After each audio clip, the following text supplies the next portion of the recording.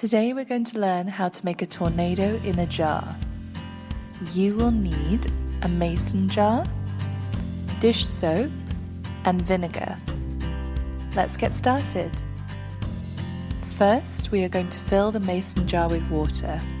Leave some space at the top for the liquid to move and to add the jar lid.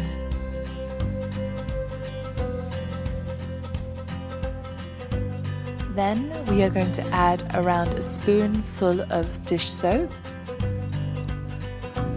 followed by a spoonful of vinegar.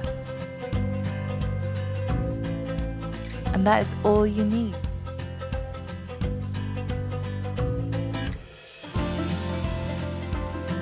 Make sure you are holding the jar carefully and that the lid is on securely, and shake the jar. Try to spin it in circles and you will see your tornado start to form. If you want to add something extra, you can include some glitter or maybe some small pieces of Lego or food dye. This is how it works. When you spin the water in the jar, it creates a vortex in the center.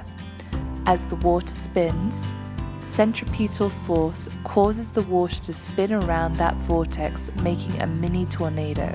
Hurricanes have a vortex too.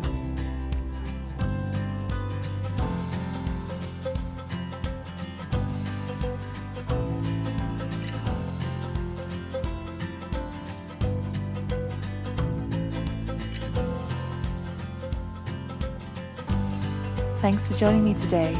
I'd love to see how your mini tornadoes turn out. Share them with us on Story Park. Have fun!